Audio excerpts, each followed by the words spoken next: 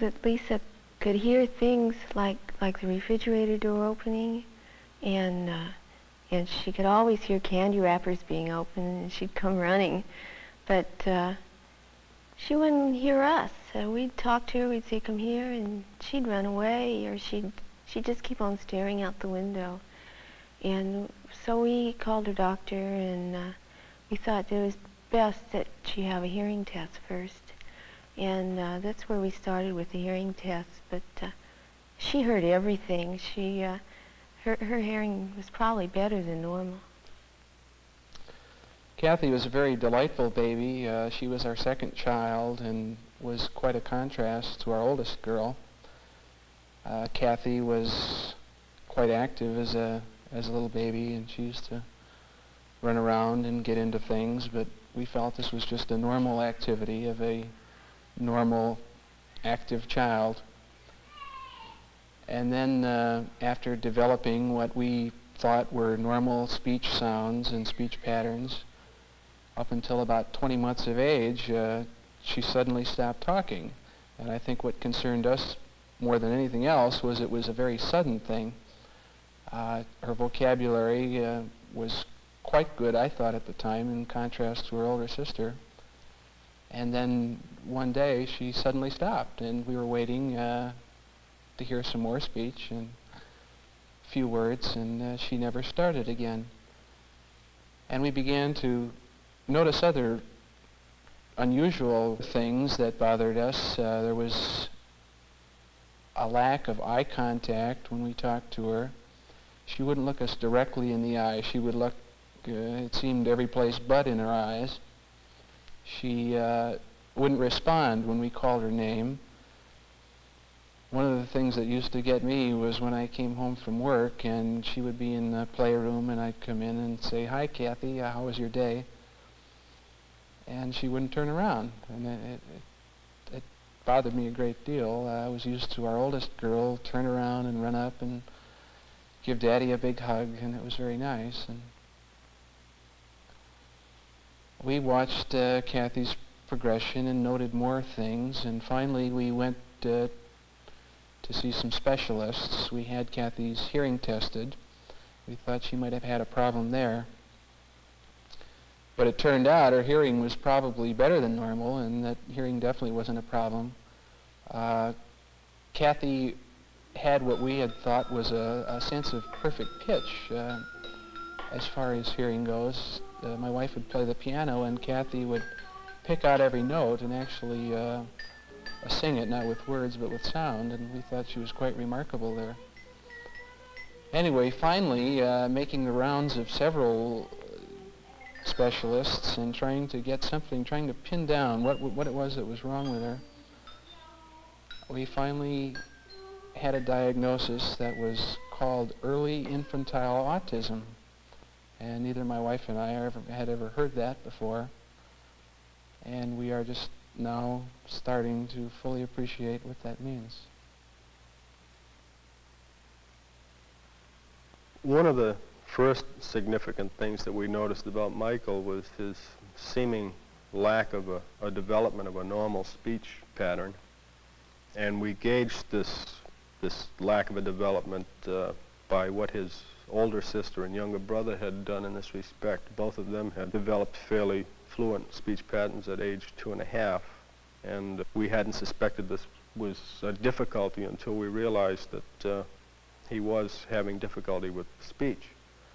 And we had had behavior problems with him. He was very ready to go into a tantrum if we intruded in whatever he was attempting to do. And in this respect, he seemed to be a very detached child. He had a very rigid approach, and he still does to some extent, a very rigid approach to what is going on around him. He seems to have a very, very fixed routine that he deviates very little from. And this is from dawn to dusk. This just doesn't seem to be any way to penetrate this, except in moments when whatever else is going on that seems to be consistent with what he's doing suits his fancy, and we do have a relationship. But this rigidity of Michael's is somewhat puzzling, and it's been very difficult with us. And then another curious aspect of Michael's development has been his facility with learning first the alphabet, then learning words, learning how to spell them, and learning how to read them. And then he developed the capability to write. He could write the words. Now, we didn't teach him to write. He developed this and started making letters on his own. But peculiarly, before he even started this, he attempted to make letters with his hands, with his fingers. He was forming letters. And we did encourage this to some extent. He also seems to be very attached to inanimate objects. He has toys, of course, and some of the toys that he uses are his blocks, which he plays with in a fairly peculiar manner. And in this respect, what I mean is that he sets the blocks up around the house. He doesn't build with them.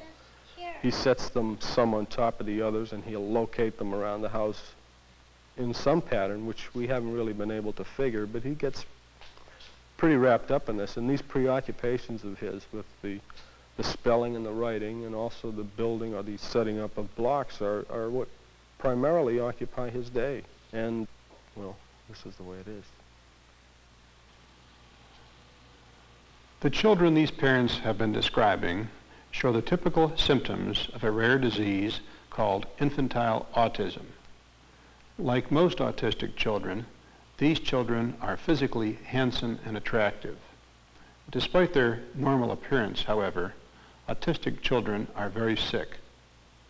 Many people think autistic children are simply retarded children with another name. But there are many reasons for thinking autistic children are not simply retarded.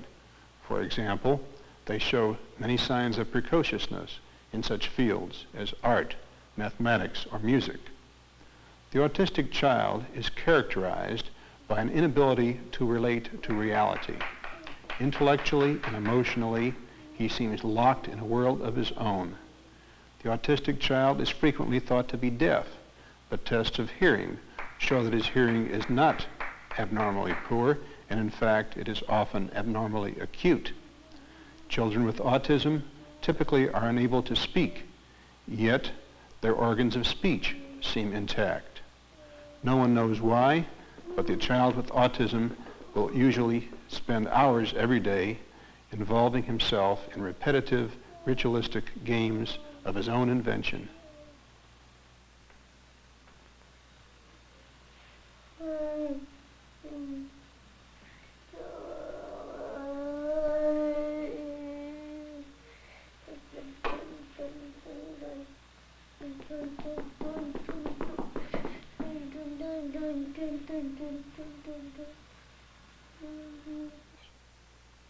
It took almost 4 years of going from specialist to really finally have someone confirm my suspicions.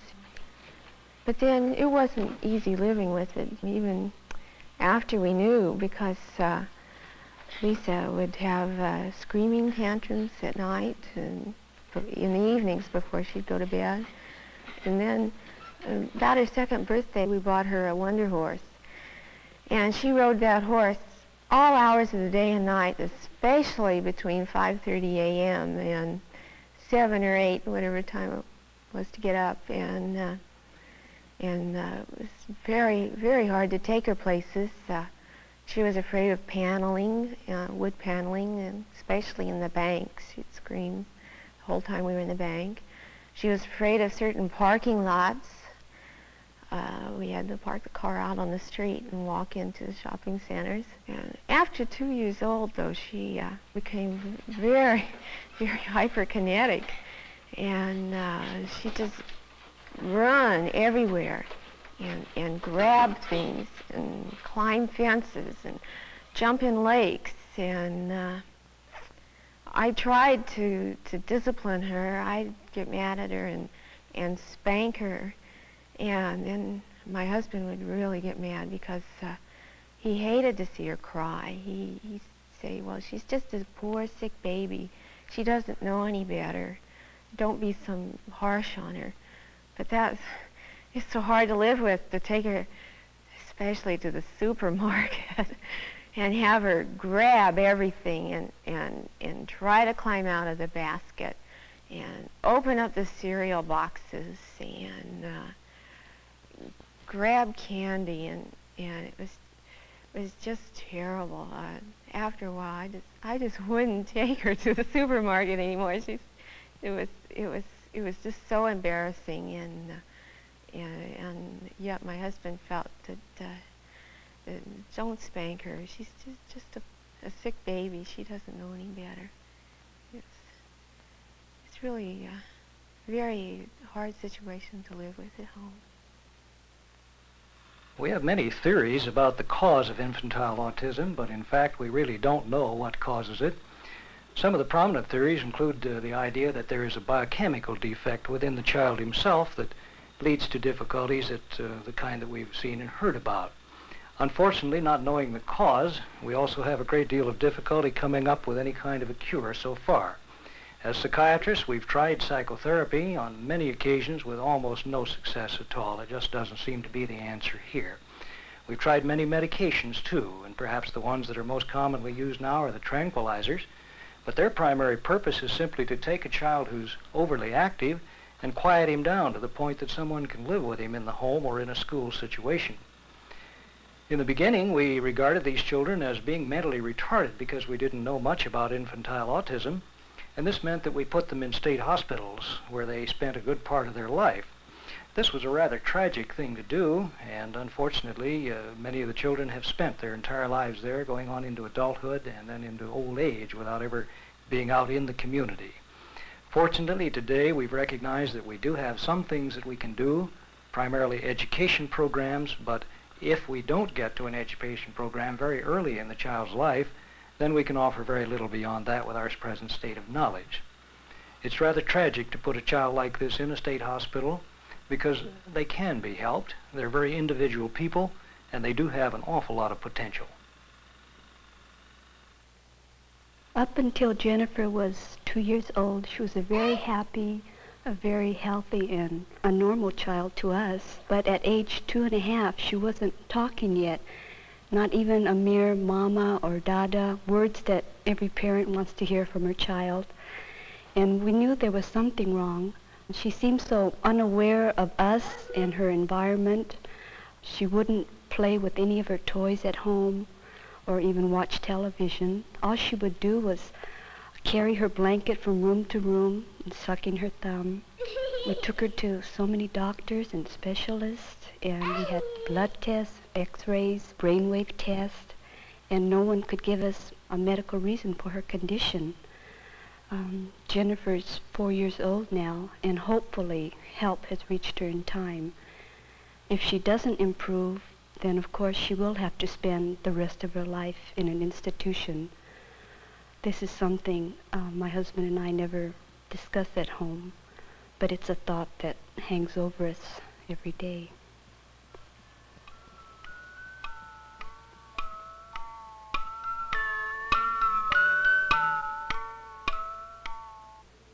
The problem of the autistic child is really a national disgrace.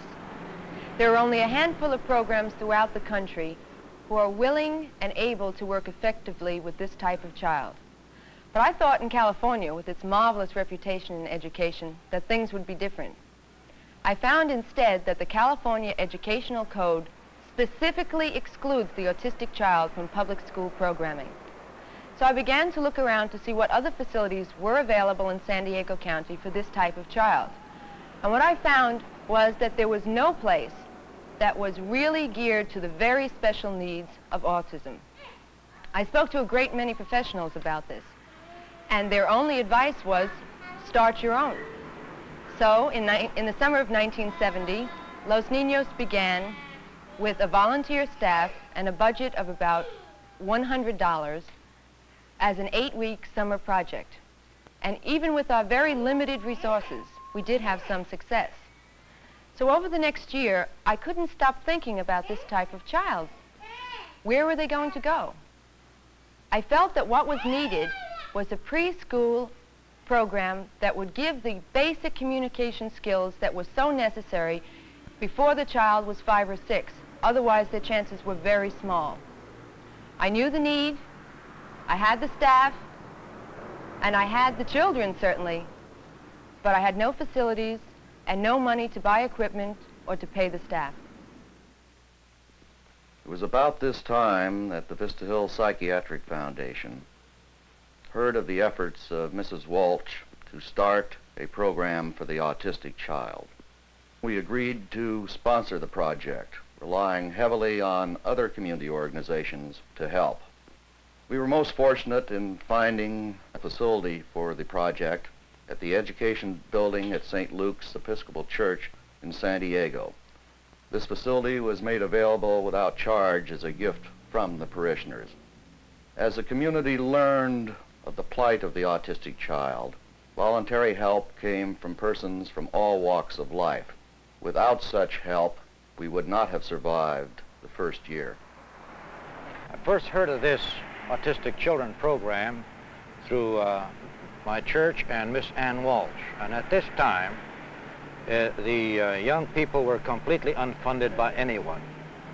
They needed equipment, needed a place. So myself and several other church members got together and we created any number of pieces of equipment that was used to train these young people. And in this manner, we managed to save for these people somewhere in the neighborhood of $300 to $500. And we feel very strongly about these young people because if we can help them, they can lead a meaningful life.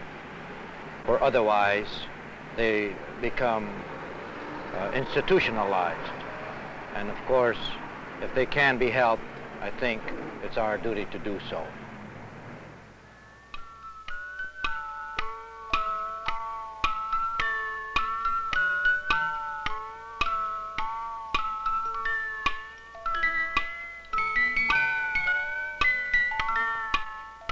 We decided to continue to call the program Los Niños because it means the children. And no matter what other label you may put on them, they are still basically children. Children who need some very special kinds of help from us if they are going to begin to enjoy their childhood. Good for you, Paul. Good work. Good, Jennifer. Come on. That's good, Good Paul. girl. Good. Come on, Paul. Clap, clap. Come on. Good boy. Good Nice working, clapping. Jennifer. That's Good good for you. work. Okay, Very Laura, you're good. doing- Come on. Come on, clap, Laura. Good, Good girl. work. Keep going, Laura. Good, Jennifer. Keep clapping. Clap, Laura. But this is not a school. The aim of the program is to provide a short-term, intensive language and behavior modification program so that hopefully the children can begin to function in a group setting. When they are ready, as quickly as possible, we move them on to a public or a private program where the children work in groups. Michael, look at me. Point to the milk. Good, Mike, that's a good boy. Michael, look at me. Point to the cake. Good, very good working. Michael, point to the eggs. Good boy. The method that we use at the center is called behavior modification. This is a system by which the children are rewarded for very small successes along the way to a particular goal. As they get better, the goals are expanded. Initially, we use the child's favorite food as his reward, and we pair this with praise and with affection. This is how we teach attending behaviors, good eye contact, look at me. We teach the children how to imitate what they see and what they hear, because of course this is the way children normally learn, by imitation. Look at me. That's nice. What is this? Baby. Good boy. That's good working. Look at me. Good boy. What is this? Good for you, Ricardo. That's good work. Look at me. That's nice. What is this? Good boy. That's good working. Look at me. Good. What is this? Good boy. We also work intensively with the parents so that they can use the same methods and procedures with their own children at home. We consider this an absolutely essential part of any program that works with severely disturbed children.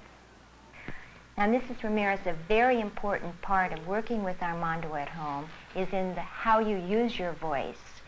When you praise him, you have to make your face happy and make it sound glad in your voice, because he doesn't understand words very much, and he gets a lot of his cues from the way your voice sounds and the way your face looks to him.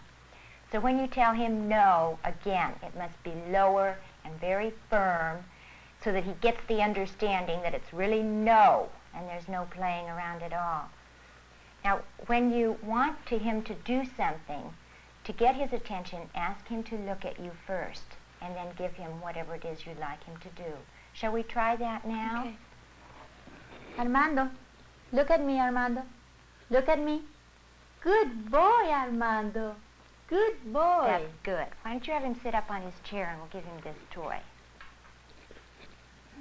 Okay, that's fine. Let's see if he can put the rings on. Ask him to look at you again.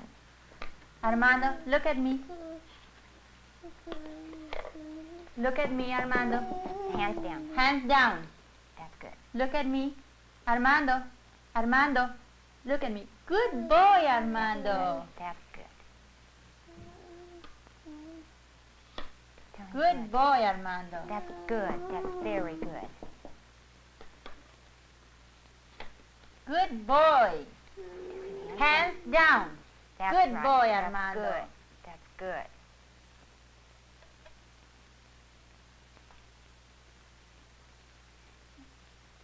Look at it.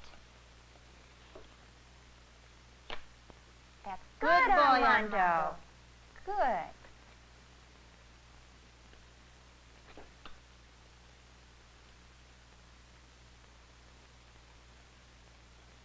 Okay, one suggestion I would like to make is to try to get him to look at what it is that he's doing.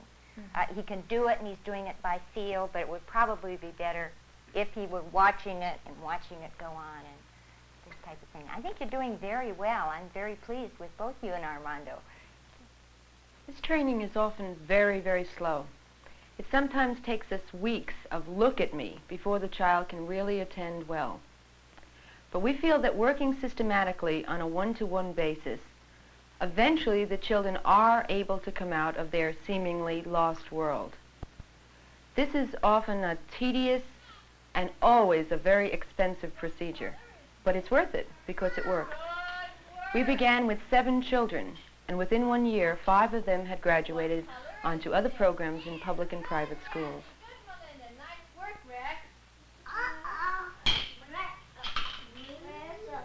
What color is this?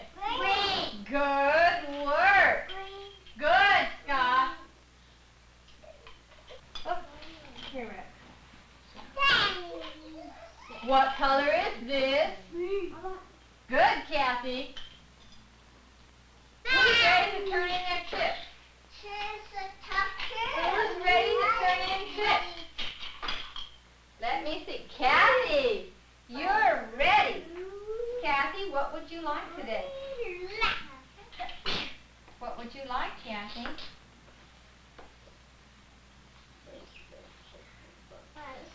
Okay, that cost 6 chips.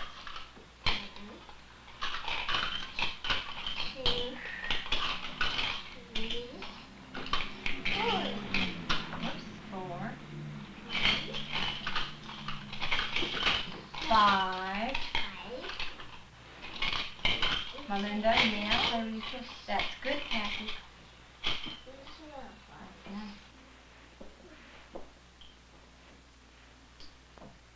At Los Niños, we keep rather precise data on each of the children using charts and film. A year ago, a little girl came to us named Kathy. She showed many of the classic signs of autism: bizarre, ritualistic behavior, no adaptive speech, no communication worthwhile at all. She was also not toilet trained. She couldn't feed herself.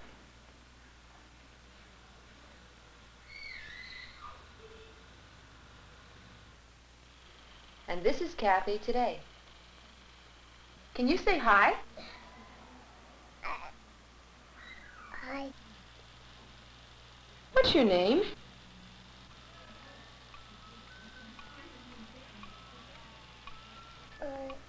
Kathy. Are you happy?